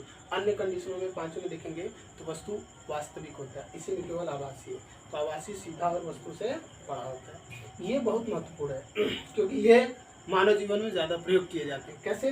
देखिए, अवतल दर्पण का उपयोग देखिए दाढ़ी बनाने में किया जाता है। अगर हम वस्तु दर्पण को दाढ़ी बनाने के लिए हम अवतल दर्पण का प्रयोग करते हैं। अगर हम दर्पण को अपने चेहरे के समीप लाते हैं तो इस प्रकार से एडजस्ट करते हैं कि वस्तु जो होता है, यानी हमारे जो चेहरा है वो ध्रुव और फोकस के बीच में पड़े। तो जब वस्तु का चेहरा वस्तु ध्रुव और फोकस के बीच में होता है तो उस समय वस्तु का प्रतिबिंब कैसा बना रहता है? आभासी सीधा और वस्तु से बड़ा। इसलिए हमें छोटे छोटे दाढ़ियाँ भी क्या दिखाई देती हैं? बड़ी बड़ी दिखाई देती हैं और आराम से हम लोग उसको काट सकते हैं। तो कहने का मतलब है ये दैनिक जीवन में उपयोग होता है।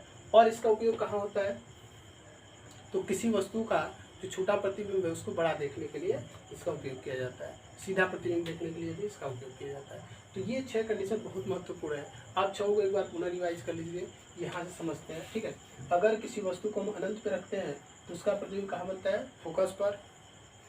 यहाँ से छोटे से भी समझ जाइए, आप अच्छे समझ सकते हैं। इधर थोड़ा सा समझाने की कोशिश कर रहे हैं, इसको समझ जाइए। देखिए, अनंत को मान लेते हैं प्रतीक में से। जब किसी वस्तु को हम अनंत पे रखते हैं तो उसका प्रतिबिंब कहाँ बनता है? फोकस पर। और दूसरा, अगर हम अनंत और सी के बीच रखें तो उसका प्रतिबिंब कहाँ बनता है? सी और एफ के बीच, सी और एफ के बीच, ठीक है जी, के बीच बनता है। तीसरा, अगर हम सी पर रखते हैं तो उसका प्रतिबिंब सी पर ही। अगला, अगर कोई वस्तु हम सी और एफ के बीच का रखें, सी और एफ के बीच, तो ये जस्ट उल्टा हो जाता है। देखिए, सी और एफ के बीच यहाँ था तो ये उल्टा हो जाएगा, ये हो जाएगा, क्या हो जाएगा? अनंत और सी के बीच और सी के बीच, ठीक है। और इसमें क्या लिख सकते हैं हम? सी के बीच। अच्छा, अगला है, अगर हम फोकस पर रखते हैं तो फोकस का अनंत है तो अनंत पर, यानी 3 तक सीधे क्रम में और 3 उल्टे क्रम में। अब अगर हम वस्तु को पी और एफ के बीच रखें, या एफ और पी के बीच, एफ और पी के बीच, तो अगर इसके बीच रखते हैं पी और एफ के बीच, इसका प्रतिबिंब जो बनता है वो बनता है पीछे। और ये थोड़ा सा इंटरेस्टिंग है, इसमें आभासी बनता है, आभासी। ऐसा होता है आभासी। तो एक बार पुनः समझते हैं। यदि किसी वस्तु को हम अवतल दर्पण के सामने अनंत पे रखते हैं तो उसका प्रतिबिंब फोकस पर अत्यधिक छोटा, उल्टा और वास्तविक होता है। अगर किसी वस्तु को हम अनंत वक्रता केंद्र के बीच रखते हैं तो उसका प्रतिबिंब वक्रता केंद्र फोकस के बीच वस्तु से छोटा, उल्टा और वास्तविक बनता है। अगर किसी वस्तु को वक्रता केंद्र पर रखते हैं तो उसका प्रतिबिंब वक्रता केंद्र पर ही वस्तु के बराबर आकार का उल्टा और वास्तविक बनता है। और चौथा, अगर किसी वस्तु को वक्रता केंद्र फोकस के बीच रखते हैं तो उसका प्रतिबिंब अनंत और वक्रता केंद्र के बीच में वस्तु से बड़ा, उल्टा और वास्तविक बनता है। अगर किसी वस्तु को फोकस पे रखते हैं तो उसका प्रतिबिंब अनंत पर वस्तु से बहुत बड़ा, उल्टा और वास्तविक बनता है। और छठा, अगर कोई वस्तु फोकस और ध्रुव के बीच रखी होती है तो उसका प्रतिबिंब जो है दर्पण के पीछे आभासी, सीधा और वस्तु से बड़ा बनता है। तो मुझे आशा है कि ये भी आप लोगों को समझ में आया होगा। अगर आया है तो इसे अच्छे से नोट बना लें। इसमें अब दूसरा है उत्तल दर्पण द्वारा प्रतिबिंबों का बनना। उत्तल दर्पण द्वारा प्रतिबिंबों का बनना, बिंबों का बनना। दूसरा हेडिंग पढ़ेंगे हम लोग उत्तल दर्पण द्वारा प्रतिबिंबों का बनना। तो आप इसे समझ लीजिए ऐसे इस प्रकार से, मान लीजिए उत्तल दर्पण है, ठीक है, उत्तल दर्पण है। अब देखिए इसका ध्रुव यहाँ होता है, फोकस इधर होती है और वक्रता केंद्र इधर होता है। तो इसमें अब देखिए इधर तो पालिश किया है, तो किरण सदैव किधर से डालते हैं? अगर कोई पूछे कि दर्पण में किसी दर्पण में किरण हम किधर से डालते हैं? बाईं ओर से डालते हैं, सीधा बाईं ओर से डालिए। तो इधर से तो हम किरण डाल नहीं सकते, और अगर इधर से डालेंगे भी तो इधर पालिश किया है तो ऐसे भी कंडीशन बनेंगे नहीं। तो हम क्या करते हैं, मान लीजिए इसी साइड में वस्तु को रख सकते हैं। तो वस्तु कहाँ रख सकते हैं? मान लीजिए काफी दूर रखते हैं, तो वो दूरी अनंत हो जाती है। हम बोले थे जिस दूरी को माप नहीं सकते वो दूरी मान लेते हैं अनंत है, ठीक है। तो कोई वस्तु कहाँ रखिए? अनंत पर रखिए।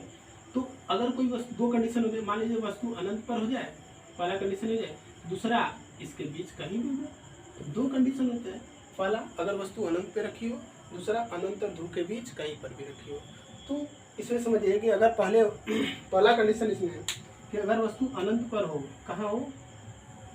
अनंत पर हो, अनंत पर अगर हो तो उसका प्रतिबिंब फोकस पे बनता है अत्यधिक छोटा उल्टा, अत्यधिक छोटा सीधा और आभासी बनता है। तो देख लेते हैं इस प्रकार से, ये मुख्य अक्ष है, ये मान लीजिए ध्रुव है, ठीक है।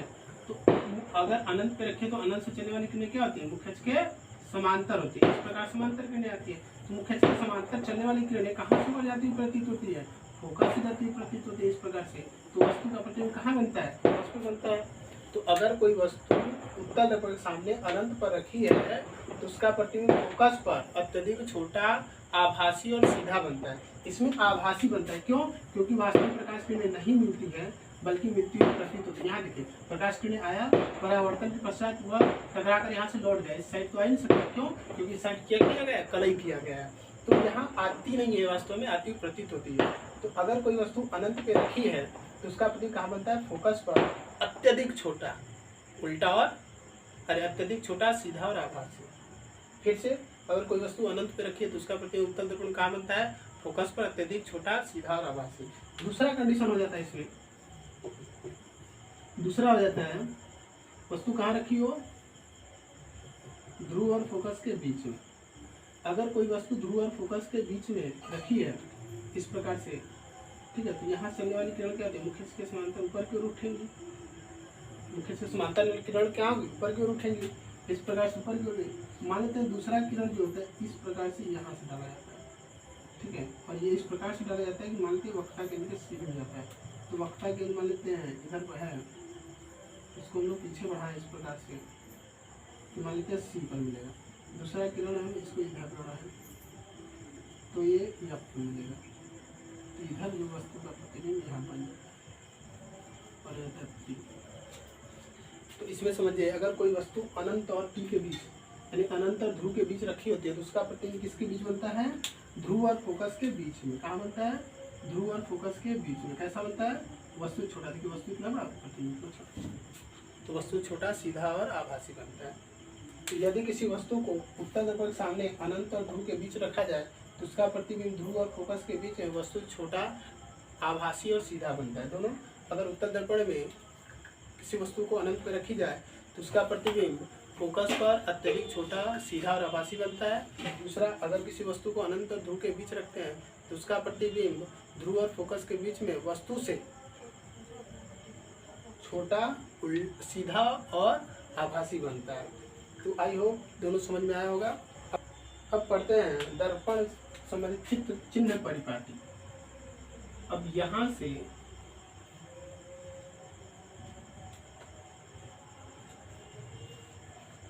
चिन्ह परिपाटी का मतलब होता है, ठीक है, कुछ चीजें हमें समझना आती है, आवश्यक है इसे पढ़ने से पहले।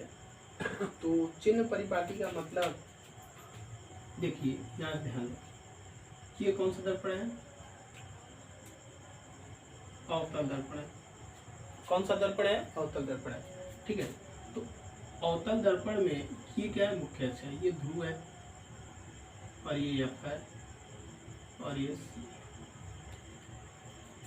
तो कोई भी दूरी, ध्यान दीजिएगा, एक एक शब्द का यहाँ ध्यान है, क्योंकि यहाँ से अगर आप लोग समझने लगे तो न्यूमेरिकल पूरा का पूरा आएगा चाहे आपका 10th का हो, चाहे 12th का हो, चाहे किसी भी कंपटीशन लेवल का हो, चाहे आप पॉलिटेक्निक तैयारी करो, चाहे IIT कर रहे हो, किसी भी कंपटीशन जा रहे हो, तो यहाँ से आपका महत्वपूर्ण टॉपिक बनता है और इसको अच्छे से आप समझिएगा। तो यहाँ पे हम लोग पढ़ना है चिन्ह परिपाटी। देखिए कोई भी दूरी जो होती है इस दर्पण में यानी अवतल दर्पण में कहाँ से नापी जाती है? अवतल दर्पण से उत्तल दर्पण ध्रुव से नापी जाती है। तो कोई भी दूरी सदैव कहाँ से नापी जाती है? ध्रुव से नापी जाती है। तो जो ध्रुव से फोकस के बीच की दूरी होती है उसे हम फोकस दूरी कहते हैं। मान लीजिए इसमें PF फोकस दूरी है, ठीक है, तो इसे हम स्मॉल f से रिप्रेजेंट करते हैं। और जो P से वक्रता केंद्र के बीच की दूरी होती है उसे हम किससे दर्शाते हैं? PC मान लीजिए, इसे हम कैपिटल R से रिप्रेजेंट करते हैं, ठीक है। अब मान लीजिए कोई वस्तु यहाँ पे रखी है इस प्रकार से, ठीक है, और यहाँ से किरण चलेगी तो कहाँ से फोकस होकर जाएगी। दूसरी किरण अगर मान लीजिए वक्रता केंद्र से होकर जाती है इस प्रकार से, तो वक्रता केंद्र यहाँ पे मान लीजिए C, ठीक है, और इस वस्तु का नाम देते हैं AB, और यहाँ पे एक प्रतिबिंब बनता है हमारा A', B'। तो इसमें जो देखिए दर्पण के ध्रुव से, ध्यान दीजिएगा इसका, दर्पण के ध्रुव से वस्तु के बीच की दूरी, यहाँ वस्तु रखी है, दर्पण के ध्रुव से जो वस्तु की दूरी होती है इसे हम लोग U से दर्शाते हैं। तो ये PA मान लीजिए है, तो इसे हम किससे दर्शाते हैं? स्मॉल u से, ठीक है, अच्छे समझिएगा। U क्या है? दर्पण के ध्रुव से वस्तु की दूरी, दर्पण के ध्रुव से वस्तु की दूरी। इसके बाद हम मान लेते हैं प्रतिबिंब है, प्रतिबिंब की दूरी क्या होगी? तो ये होगा PA'। PA' क्या होता है? इसे हम स्मॉल v से रिप्रेजेंट करते हैं। तो ये सारी चीज़ों को समझना जरूरी है। देखिए ध्रुव से वस्तु, ध्रुव से फोकस के दूरी को हम लोग फोकस दूरी कहते हैं। ध्रुव से वक्रता केंद्र के बीच की दूरी को वक्रता त्रिज्या और इसे कैपिटल R से रिप्रेजेंट करते हैं। ध्रुव से वस्तु के बीच की दूरी को हम लोग कहते हैं U, और ध्रुव से प्रतिबिंब के बीच की दूरी को हम लोग किसे दर्शाते हैं? V से दर्शाते हैं। अब इसमें आता है प्लस माइनस। देखिए यहाँ पर जो इस साइड दूरियां नापी जाती हैं वो होता है ऋणात्मक, और इस साइड जो भी नापते हैं वो होता है धनात्मक। ये समझिए, इस साइड क्या होता है? ऋणात्मक, इस साइड होता है धनात्मक। मुख्य अक्ष के नीचे है तो ऋणात्मक और मुख्य अक्ष के ऊपर है तो धनात्मक। समझिए, फिर समझते हैं। तो यहाँ पे माइनस प्लस का मतलब इतना ही है कि आपतित किरण की अगर दिशा में नापी जाए तो प्लस, विपरीत दिशा में नापी जाए तो माइनस। तो इस देखिए, अब इस दर्पण में जो फोकस होती है वो बाएं तरफ होती है, इस तरफ है, तो इसकी जो फोकस दूरी होती है वो होती है ऋणात्मक। और यहाँ से जो वक्रता केंद्र के बीच की दूरी है तो ये भी क्या होता है? ऋणात्मक, क्योंकि इस तरफ है। उसके बाद यहाँ से प्रतिबिंब भी इधर, मान लीजिए वस्तु यहाँ पे रखी है तो ये भी क्या होता है? ऋणात्मक, और प्रतिबिंब भी इस तरफ बनता है तो ये भी होता है ऋणात्मक। लेकिन अवतल दर्पण में सदैव वस्तु का प्रतिबिंब इस ओर नहीं बनता है। एक ऐसा कंडीशन होता है जिसमें वस्तु का प्रतिबिंब दर्पण के पीछे बनता है। वो कंडीशन क्या है? ध्यान रखिए, अगर कोई वस्तु इसमें जो है अनंत फोकस और ध्रुव के बीच रखी है, इस प्रकार से P और F के बीच अगर कोई वस्तु रखी होती है तो उसका प्रतिबिंब जो है दर्पण के पीछे बनता है। कहाँ बनता है? पीछे। अगर कोई वस्तु ध्रुव और फोकस के बीच रखी है तो उसका प्रतिबिंब कहाँ बनता है? दर्पण के पीछे। आभासी। कैसा बनता है? आभासी। तो आभासी प्रतिबिंब बनता है। उस कंडीशन में ध्रुव से जो प्रतिबिंब मान लेते हैं ये AB है और ये A' B' है, तो यहाँ से जो PB' है वो क्या होगा? इस साइड पड़ेगा, तो इस साइड हम बोले प्लस लेते हैं, ये दूरी क्या हो जाएगा? हमारा प्लस हो जाएगा। तो यानी कहने का मतलब है ये माइनस भी होता है और प्लस भी होता है, ठीक है, ये माइनस प्लस दोनों होता है। तो अब ये समझिएगा, माइनस भी होता है और ये प्लस भी होता है। कौन? भी। तो माइनस शब्द किसके लिए आता है? वास्तविक के लिए। किसके लिए? वास्तविक के लिए। जब वस्तु का प्रतिबिंब वास्तविक बने तो माइनस लेना है। अगर किसी वस्तु का प्रतिबिंब आभासी बनता है तो इसके लिए, आभासी अगर बने तो इसके लिए हमें भी का मान प्लस लेना। तो भी का मान कब माइनस लेते हैं? जब वस्तु का प्रतिबिंब वास्तविक बने तो भी का मान माइनस लेते हैं, और वस्तु का प्रतिबिंब अगर आभासी बने तो भी का मान हम लोग प्लस लेते हैं। तो ये सारा चीज़ समझ में आया होगा। इसी प्रकार उत्तल दर्पण देखते हैं। उत्तल दर्पण में क्या होता है? देखिए उत्तल दर्पण में इस साइड वस्तु सदैव इसी ओर रखी जाती है, ठीक है। ध्रुव से वस्तु के बीच की दूरी को जो होता है उस समय यू कहते हैं। तो यू इसमें क्या होता है, ऋणात्मक होता है। यू क्या होता है, मान लीजिए इसमें नामकरण करके ए बी और प्रतिबिंब हमेशा इस साइड बनता है। तो ये मान लीजिए ए बी और ये हो गया ए डैश बी डैश। तो इसमें जो है वस्तु का प्रतिबिंब कहाँ बनता है, वस्तु का जो वस्तु अगर रखी है ध्रुव से दूरी जो है पी बी, वो क्या होगा माइनस, क्योंकि इस तरफ है। बाकी सारा चीज़ इधर होता है। देखिए ध्रुव फोकस इधर होता है, सॉरी इधर फोकस होता है, फोकस इधर होता है, वक्रता केंद्र इधर होती है, सारी चीज़ होता है। ध्रुव से फोकस के बीच की दूरी इस साइड होती है। तो इसमें जो पी एफ होता है वो प्लस एफ होता है, ठीक है। और ये माइनस यू होता है। और यहाँ से जो धुरी होती है वक्रता की त्रिज्या वो भी क्या होती है, तो इसमें जो पी सी होती है वो भी प्लस आर होता है। और बाकी सारा चीज़ में पी बी डैश बी जो होता है वो भी प्लस बी होता है। तो कहने का मतलब है इसमें यू माइनस बाकी सारा चीज़ क्या होता है, प्लस होता है। तो यह आभासी के लिए होता है। तो आप लोग समझ गए होंगे। बस सिंपली आपको ये भी नहीं याद करना है, ये भी नहीं याद करना है। आपको याद क्या करना है कि दर्पण के बाईं ओर जो भी दूरियां नापते हो ऋणात्मक होता है, दर्पण के दाईं ओर जो भी दूरियां नापते हो धनात्मक होता है, सिर्फ इतना। अब बाईं ओर कौन पड़ता है, इधर देखिए फोकस दूरी इधर है, वक्रता त्रिज्या इधर है, वस्तु इधर रखी है, प्रतिबिंब जब तक इधर बनता है तो माइनस, और जब इधर बनने लगे तो प्लस। इसमें क्या होता है, वस्तु हमेशा बाईं ओर रखी जाती है। तो ये क्या हो गया माइनस, और इस साइड जो भी रखा गया वो होता है प्लस। तो इतना चीज़ समझ में आया होगा आपको। तो इसे लिख सकते हैं। समझ लिया है कि ध्रुव से फोकस के बीच की दूरी को फोकस दूरी कहते हैं, ध्रुव से वक्रता केंद्र के बीच की दूरी को वक्रता त्रिज्या कहते हैं। तो इसमें कुछ सूत्र होते हैं जो कि आपको समझना है। पहला तो सूत्र ये होता है, पहला फार्मूला होता है जो फर्स्ट वो होता है F बराबर r/2 गोली दर्पण दोनों अवतल या उत्तल के लिए। तो पहला सूत्र क्या होता है, जो वक्रता जो फोकस दूरी होती है वो वक्रता त्रिज्या की आधी होती है। तो किस प्रकार से आधी होती है, आइए हम लोग समझते हैं निगमन के जरिए कि वक्रता त्रिज्या फोकस दूरी की यानी फोकस दूरी वक्रता त्रिज्या की आधी क्यों होती है और कैसे होती है। तो पहले हम समझते हैं अवतल दर्पण में। तो पहला इसमें हेडिंग हो जाता है अवतल दर्पण के लिए फोकस दूरी तथा वक्रता त्रिज्या में संबंध।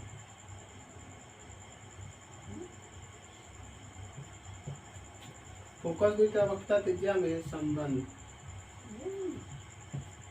ये जो सूत्र है बहुत महत्वपूर्ण है और इसका निगमन हम लोग पढ़ते हैं। ये एग्जाम में आता है, तो आप लोग इसे ध्यान दीजिएगा, ठीक है।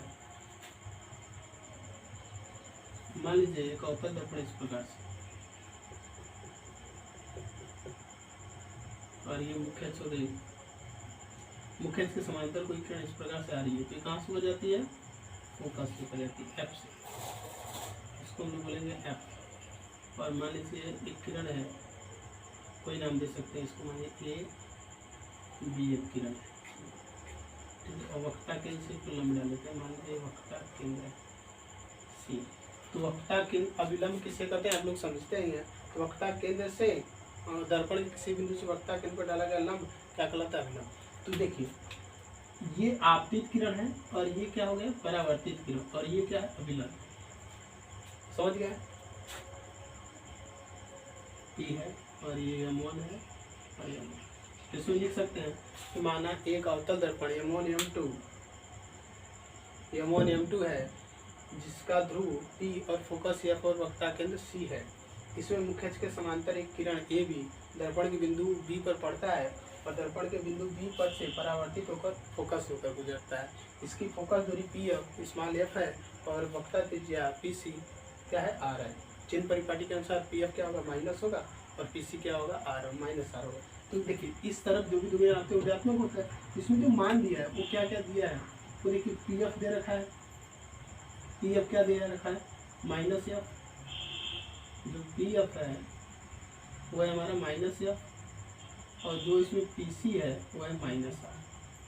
तो हमारे लिए दो वैल्यू पता है हमको, और इन्हीं में हमें क्या ज्ञात करना है, संबंध ज्ञात करना है। तो संबंध ज्ञात करने से पहले आपको समझना है कि ये क्या है अभिलंब, ये क्या है अभिलंब, ये क्या है आपतित किरण, ये क्या है परावर्तित किरण।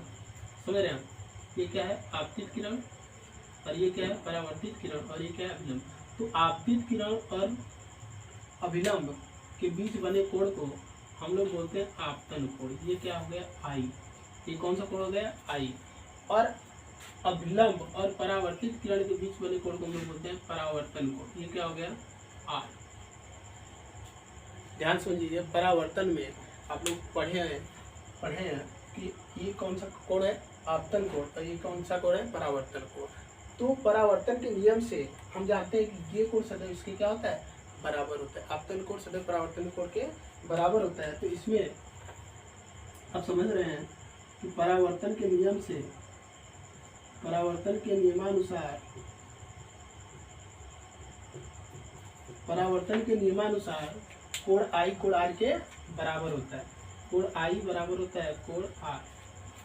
आपतन कोण सदैव परावर्तन कोण बराबर होता है। तो इसमें आपतन कोण का नाम क्या है? आपतन कोण का नाम है ए बी सी। इसमें कोण ए बी सी बराबर है इस कोण के, उस कोण का क्या नाम है सी बी एफ। कोण C B F. Equation number first, समीकरण नंबर पहला। दूसरे समीकरण की बात करते हैं। देखिए अब एक चीज पढ़े हैं कि मान लीजिए एक समांतर रेखा है, दो समांतर रेखा है, इसको कोई तिर्यक रेखा इस प्रकार से काट रही है, ठीक है। तो इसके जो एकांतर कोण होते हैं, मान लीजिए ये एकांतर कोण हो गया इसका और ये, तो ये दोनों क्या होते हैं आपस में बराबर होते हैं। क्या होते हैं आपस में बराबर होते हैं। तो यहाँ पे समझना है हमको। तो एकांतर कोण क्या होते हैं, सॉरी ये एकांतर कोण नहीं है, ये एकांतर कोण है। तो ये और ये दोनों कोण क्या होते हैं आपस में बराबर होते हैं। तो जब दो तिर्यक रेखाएं एक दूसरे काटती हैं, जब दो समांतर रेखाओं को एक तिर्यक रेखा काटती है तो उसके एकांतर कोण क्या होते हैं बराबर।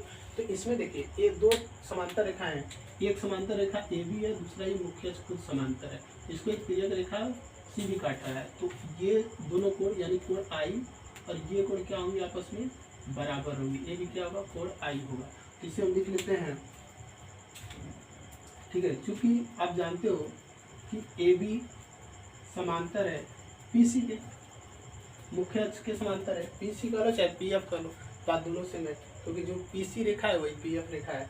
तो ए बी समांतर किसके है पीसी के, तथा इसमें जो तिर्यक रेखा है बीसी से काटती है, सुनिश्चित, तथा इसे बीसी तिर्यक रेखा काटती है, तिर्यक रेखा काटती है।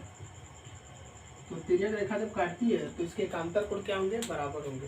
तो कोण जो होगा कोण ए बी सी वो बराबर होगा कोण किसके बी सी एफ के, कोण बी सी एफ के। समीकरण नंबर 2, समीकरण 1 और 2 को देखते हैं। तो इधर का ए बी सी बराबर है, तो जब इधर के दोनों कोण बराबर तो ये दोनों कोण भी क्या होंगे बराबर होंगे। तो समीकरण 1 व 2 से, समीकरण 1 व 2 से आप समझ जाइए कि कोण सी बी एफ बराबर कोण होगा बी सी एफ। समीकरण नंबर 3 पुनः देखते हैं हम लोग त्रिभुज में, इस त्रिभुज में देखिए अगर कोई त्रिभुज इस प्रकार से है, मान लीजिए एक त्रिभुज है इस प्रकार से, अब ये कोण हो जाए 30 अंश और ये भी कोण हो जाए 30 अंश, मान लीजिए इसका नाम है ए बी सी। तो हम लोग पढ़े हैं त्रिभुज के गुण में कि अगर त्रिभुज की दो भुजाएं हैं, दो भुजाएं बराबर हो तो उनके सम्मुख का कोण क्या होता है बराबर होता है। इसी प्रकार अगर त्रिभुज में दो कोण आपस में बराबर हो तो उनकी सम्मुख भुजाएं भी क्या होती हैं बराबर होती है। ये क्या है 30 अंश है, इसके सामने की जो भुजा होगी और इस कोण के 30 अंश के सामने की भुजा क्या होगी बराबर होगी। इस प्रकार हम कह सकते हैं कि इसमें जो बी सी है वो बराबर है ए सी के। बी सी बराबर किसके है ए सी के। क्यों? क्योंकि सम्मुख मतलब समान कोण के सामने भुजाएं क्या होती हैं समान होती हैं। तो यहाँ पर त्रिभुज बी सी एफ में देखें, त्रिभुज बी सी एफ में अगर हम लोग देखते हैं तो इसमें जो कोण ये कोण बराबर है, समीकरण 3 से आप ध्यान से देखो तो कोण CBF बराबर है कोण BCF के। तो इसलिए ठीक है, इसलिए क्या होगा, इसलिए इसकी जो दोनों भुजाएं वो आपस में बराबर होंगी। तो इस कोण के सामने की भुजा कौन है, देख रहे हैं हम लोग, BF है। तो BF इक्वल इस कोण के सामने की भुजा कौन है, तो CF है, CF। तो इसमें हो गया BF इक्वल CF। अब यहाँ पर ध्यान देना है कि मान लेते ये जो दर्पण का जो बिंदु B है ये काफी दूर है, लेकिन हम मानते हैं दर्पण के काफी पास है। कब, जब दर्पण का द्वारक छोटा होगा तब। तो इसमें मान लेते हैं, माना यदि दर्पण का द्वारक छोटा हो तो बिंदु B P के समीप होगा, P के समीप होगा। जब P के समीप होगा तो यहाँ पे जो BF है PF के बराबर होगा लगभग। तो इसमें हम लोग मान लीजिए इक्वेशन नंबर 4 कर लेते हैं इसको। समीकरण 4 में अगर हम रख दें BF की जगह PF तो ये हो जाएगा हमारा PF बराबर CF, PF बराबर CF। समीकरण 4 से यह लिख सकते हैं। तब समीकरण 4 से PF बराबर CF। अब हम दोनों पक्षों में PF जोड़ देते हैं। दोनों पक्षों में PF जोड़ने पर, अगर आप दोनों पक्षों में PF जोड़ दें तो देखिए PF प्लस PF बराबर CF, CF plus CF, PF दोनों पक्षों में PF जोड़ दिया। तो इधर तो जुड़ गया, तो PF कितने हो गए, 2PF। और इधर क्या है, CF प्लस PF। देखिए एक बिंदु है, मान लीजिए P है और यहाँ पे F है और यहाँ पे C है। तो अब देखिए CF ये और PF ये दोनों को जोड़ेंगे तो ये पूरा आ जाएगा। तो हम लोग लिख सकते हैं CF प्लस PF बराबर PC, लिख सकते हैं ना। तो यहाँ पे लिख सकते हैं PC। तो अब PF बराबर क्या होगा, या PF का मान रखते हैं तो मान रखने पर रख दीजिए आप। मान रखने पर अगर हम लोग मान रखते हैं इसमें, तो अगर मान रखते हैं तो कितना आएगा, तो PF की जगह हम लोग क्या लिख सकते हैं, -F, हो जाएगा -2F बराबर -हाफ। दोनों बगल माइनस है, देखिए यहाँ से मान रखना आपको, यहाँ मान दिया गया, यही मान रख दीजिए यहाँ पे। तो रखें तो ये आ गया आपका। अब दोनों बगल माइनस से माइनस हटा दीजिए तो 2F बराबर R, तो F बराबर R/2। तो आप समझ गए होंगे कि वक्रता फोकस दूरी वक्रता त्रिज्या क्या होती है, आधी होती है। तो आप लिख सकते हैं अतः अवतल दर्पण की फोकस दूरी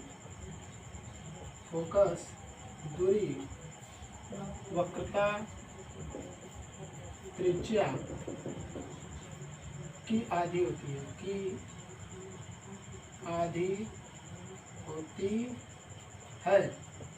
अवतल दर्पण की फोकस दूरी वक्रता त्रिज्या की आधी होती है। इसी प्रकार उत्तल दर्पण की भी फोकस दूरी वक्रता त्रिज्या की आधी होती है।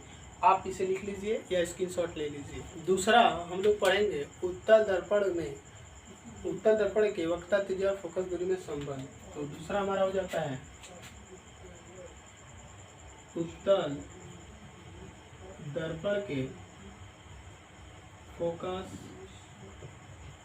दूरी तथा वक्रता त्रिज्या में संबंध।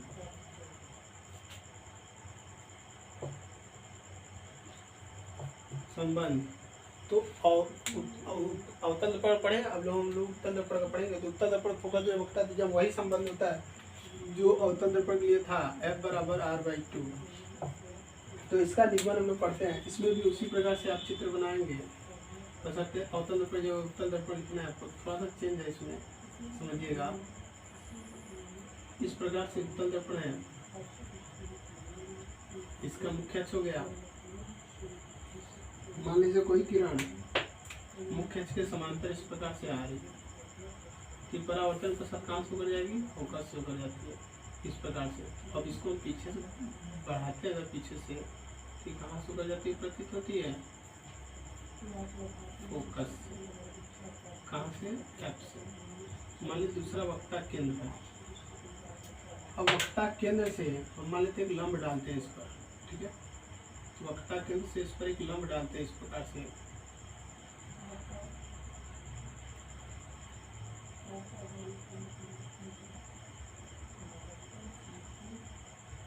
एक लंब डाल दिए, ठीक है।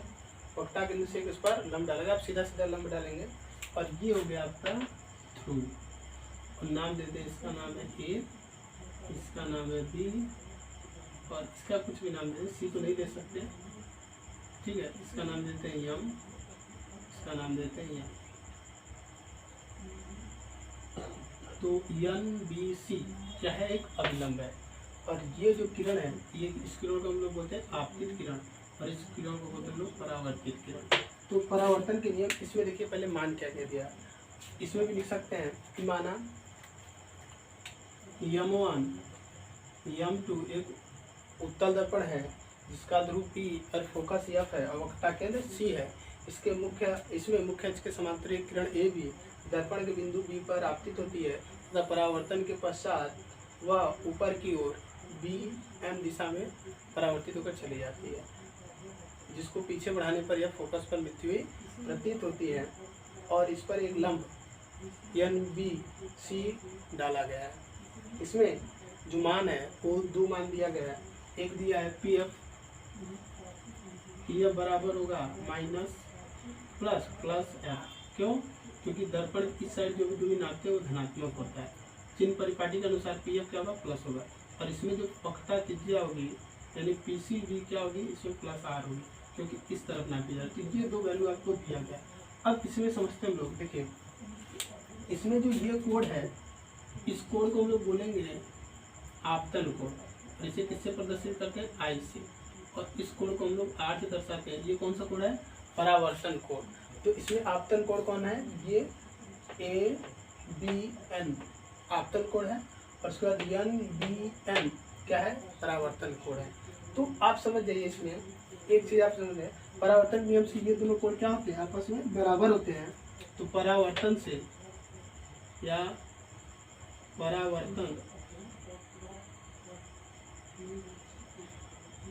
परावर्तन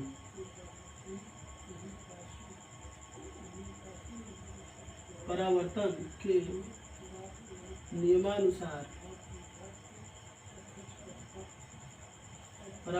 नियमानुसार हम लोग क्या देखते हैं, कोण I जो है वो कोण R के बराबर होगा।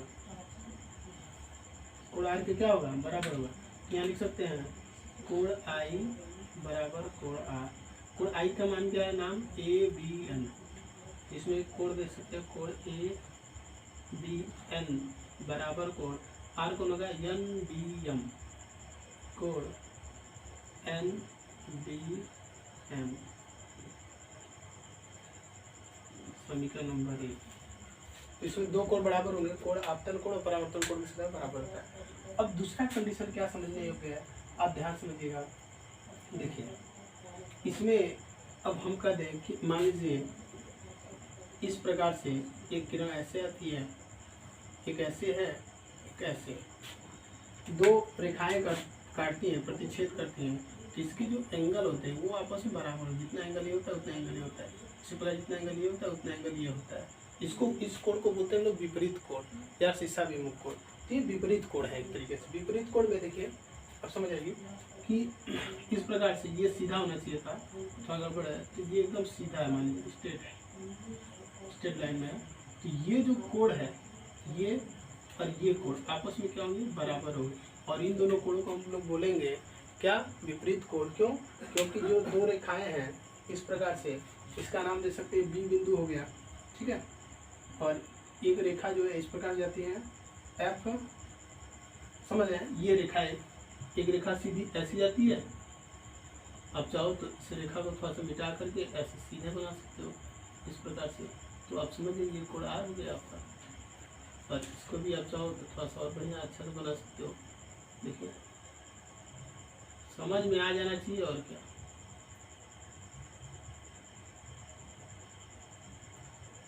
तो ये कोण आई हो गया, ये कोण आर हो गया, ठीक है। तो ये जो कोण आर है जितना है उतना ये होगा, इस कोण को हम लोग विपरीत कोण।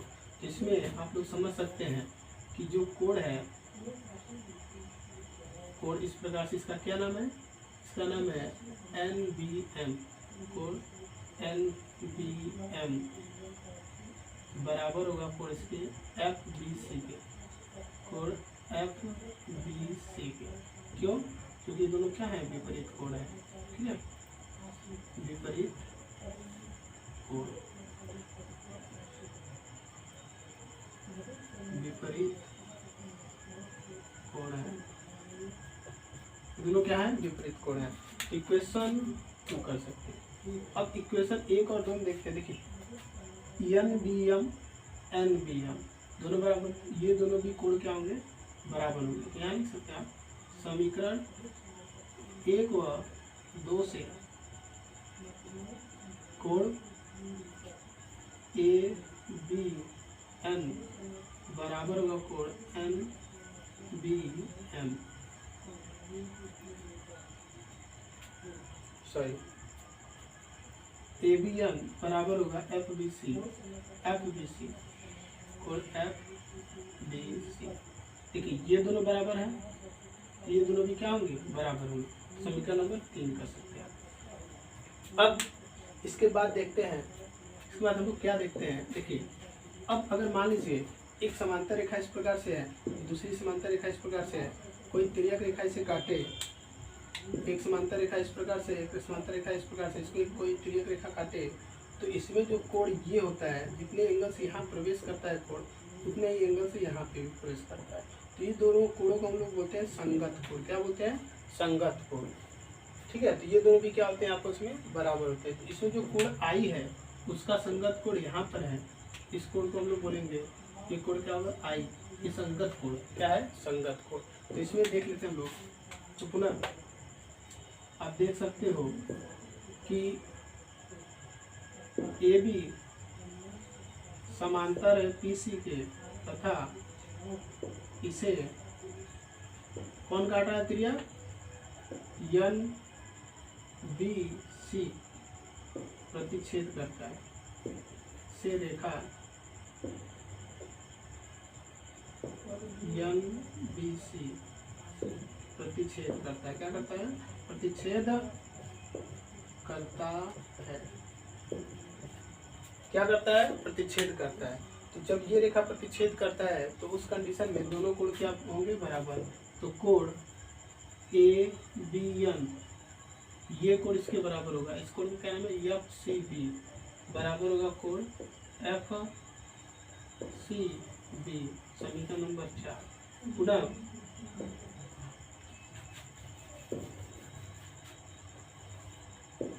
पुनः अगर हम लोग देखें समीकरण 3 व 4 से, समीकरण 3 व 4 से अगर हम देखते हैं तो देखिए ABN ये दोनों बराबर, ये दोनों भी क्या होंगे, बराबर होंगे। तो आप लिख सकते हैं FBC जो कोण है वो किसके बराबर है, कोण FCB के, कोण FCB के।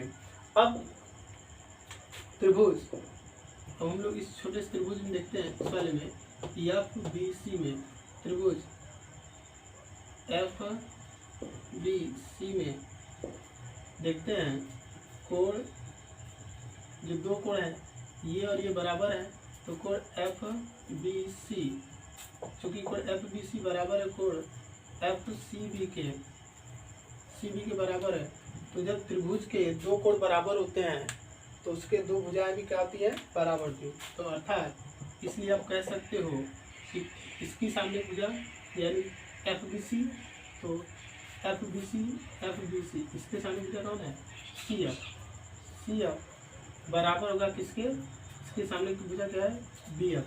तो आप वही लिख सकते हो, बी एफ बराबर सी एफ, बी एफ बराबर सी एफ, ठीक है।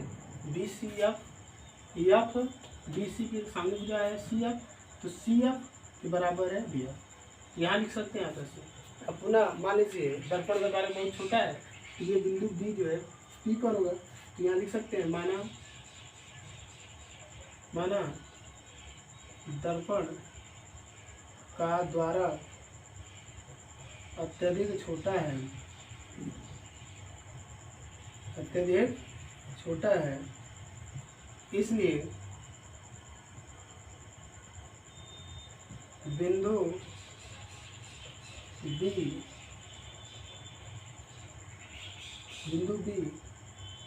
पी के समीप होगा,